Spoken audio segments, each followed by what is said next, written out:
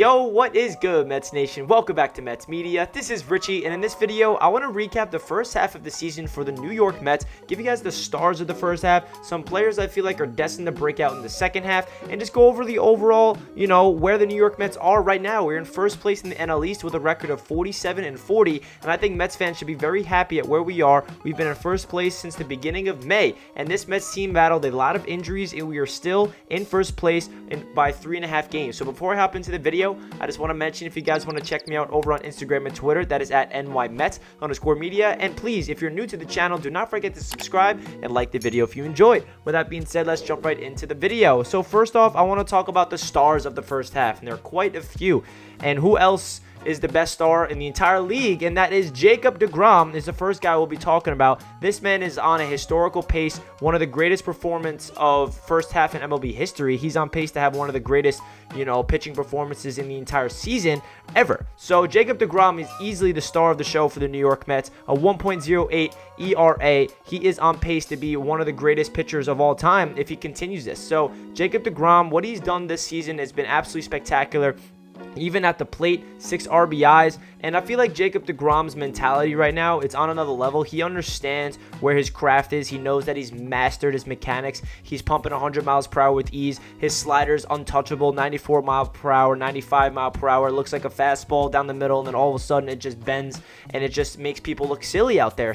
And it's awesome because players around the league understand how great Jacob deGrom is, and they have a sense of fear whenever they step in the box and they see Jacob deGrom on the mound looking like this, like an absolute stud that he is. So Jacob deGrom is easily the star of the first half of the season for the Mets, and honestly the star pitcher of the entire league. He is on pace to have an historical season for the New York Mets, and Mets fans should be very excited. Now the next player I want to talk about is Brandon Nimmo. Brandon Nimmo obviously has been injured quite a long time for the Mets, but in April he was the hottest bat, and then right when he comes back from the injured list, he is red hot right away. He is the plug and play type of guy that is the spark plug for the New York Mets offense. He's a leadoff guy, gets on base with ease, can drive in doubles, gets on base with base hits. He is just a guy that I feel like Mets fans need to really start appreciating more. Not saying that they don't, but his value on this team is so insane, and it's crazy that we would be able to stay afloat in first place without Brandon Nimmo on the team for like a month and a half because of his injury, and Jonathan Villar did a phenomenal job stepping in that leadoff spot in Brandon Nimmo's absence. But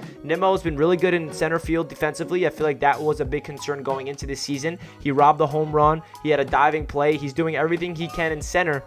And then at the plate, you can't ask for more. He's batting over 320, and I know that he doesn't have a lot of plate appearances comparison to other players on the Mets since of his injuries, but Brandon Nimmo is easily a star of the first half because if he can continue what he's been doing and stay healthy for the second half, this offense is going to break out.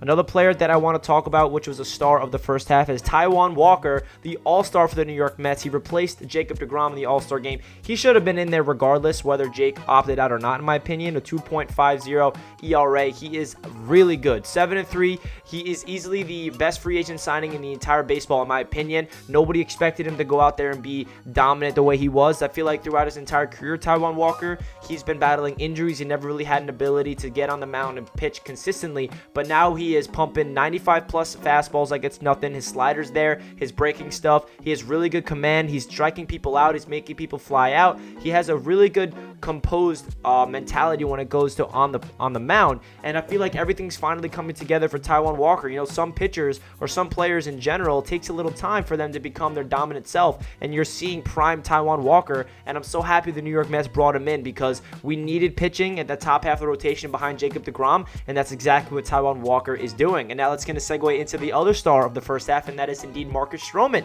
the other starting pitcher. He is having a very good season, a sub-3 ERA, 2.75 to be exact, and I feel like he's been struggling in his last couple of starts, but I'm not too worried. He had a 6 or 7 game stretch where he pitched more than 6 innings pitched. I feel like his loss of his grandmother unfortunately did rattle his mentality, and he got out of rhythm. So hopefully this All-Star break, he can hang out with his family, become more comfortable with the idea, and get back into the second half. Because if you guys remember, he opted out last season and he did not pitch for a full year. So for Marcus Stroman to go out there and pitch around 100 pitches 100 innings in the first half of the season is a big positive. I love that Marcus Stroman has the energy, the mentality. I feel like he needs to be a long-term Met. Hopefully, we will see what they do in the offseason. But Marcus Stroman has been a very good player for the New York Mets. Our top 3 pitchers in the rotation, DeGrom, Walker, and Stroman, you can't ask for more. All 3 of them have a sub-3 ERA, and I think it's the first time in Mets history since the Tom Seaver era that we have 3 pitchers that have a 2.75 ERA or lower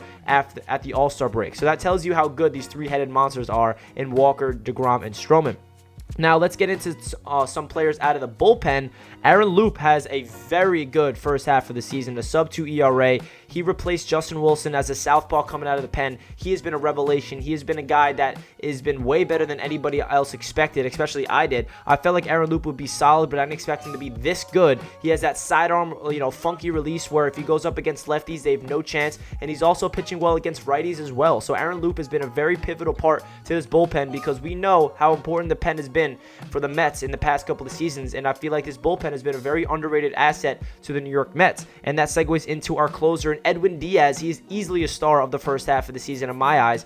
The save opportunities that he has, he only's blown I think 2 saves so far, and the last save he blew was like not even his fault in my opinion. He was thrown into an impossible situation, a 5-out save, but we're not going to get into that. But he's been nothing but untouchable when he goes out there more often than not in save opportunities. The only problem with Edwin Diaz is when he goes out there in a non-save situation, he does not look like the same pitcher. I don't know what that is, but hey, I'm not complaining. I'd rather Edwin Diaz be dominant in save situations than the other way around. So Edwin Diaz to be able to close the door is huge. If you think of it this way, if we had the Edwin Diaz from 2019 and he kept blowing saves and doing all this crap, we would not be able to be in first place right now. You need to be able to close the door in the 9th inning, and that's exactly what Edwin Diaz has been doing, so he deserves a lot of credit.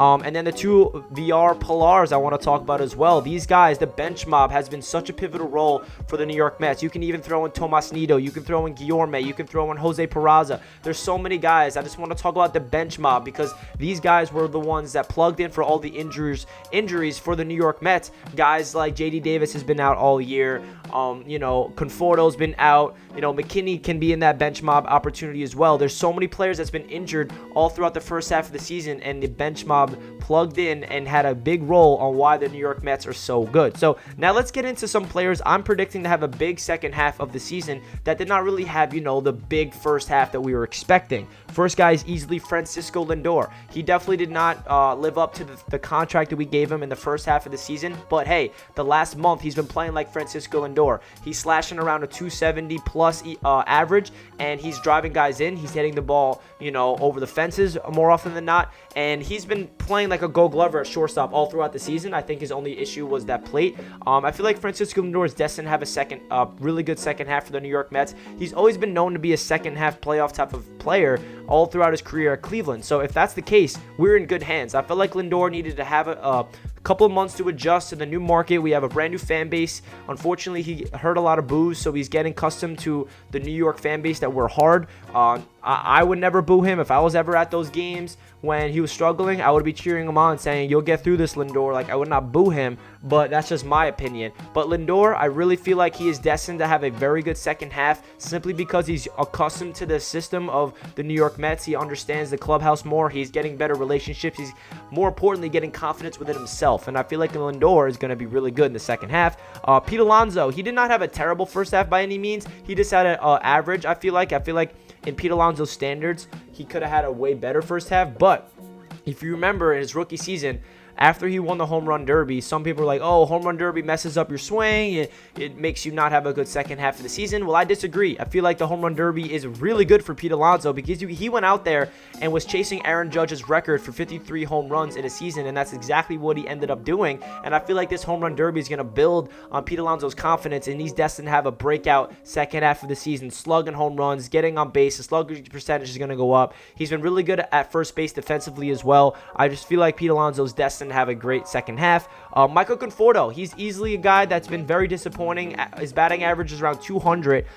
He started off the season really poorly. He started getting hot, and then right when he started getting into rhythm, he had that hamstring injury. He's been out for a month and a half. He comes back. His first game back from injury was awesome. He had a double. He had 2 hits, and then he went on like a really cold stretch. but now his last game against the Pirates, he had a 3-run homer, so hopefully that can give him confidence. But the reason why I feel like Conforto's destined to have a good second half is simply because he's playing for a contract. He's a free agent next year, and he knows if he does not start putting up numbers, he's doomed. I mean, he does not have any future on the Mets. He doesn't have any future with any other team, financially speaking. So if I'm Michael Conforto, I'm honing in on my mechanics at the plate. I need to get a better eye. Conforto's problem is not getting on base. He walks at an efficient level. It's just putting the barrel to the ball, getting on base, getting those extra base hits that we're used to. And remember, Michael Conforto was the best hitter on the team last year for the New York Mets outside of Dom Smith. I know it's a very small sample size, but in 54 games, Conforto batted 320 plus. So you know the talent is there. You know the swing is beautiful. It's just a matter of everything putting together. And I'm expecting a really good second half from Michael Conforto. And then going into Jeff McNeil, I feel like he's another player that looks like he's trending in the right direction. I feel like the first half of the season, earlier on in April, before his injury, Jeff McNeil was kind of swinging for the fences a little too much. That really held him back. We need Jeff McNeil to just get on base, slap those base hits to the opposite field that we know and love. I felt like that's what Jeff McNeil's been great at all throughout his career, of just, not trying to do too much, put the barrel to the ball, and get those extra base hits or even just singles. And I feel like that's what he's been doing as of late. And then Dom Smith is the last player I would like to talk about. I feel like he is a guy that's an X factor for this offense, because last year he was easily the best hitter for the New York Mets. I felt like he did not have one bad plate appearance, and I also feel like Dom Smith has been trending in the right direction in the past couple of weeks. He's the best batter against left-handed pitchers, ironically enough, because he bats on the left side of the plate, and I feel like Dom Smith's and that 3-hole is going to be pivotal. If he stays there, stays comfortable, gets on base, become that clutch bat, I feel like this Mets offense is destined to break out. So that's my recap to the Mets first half of the season and preview for the second half of who I feel like is destined to have a great second half. So leave a comment down below your thoughts of what you expect from the Mets in the second half. I appreciate all the support here on Mets Media. It means a lot to me, and I'll catch you guys in my next video. Let's go Mets. You gotta believe. Peace.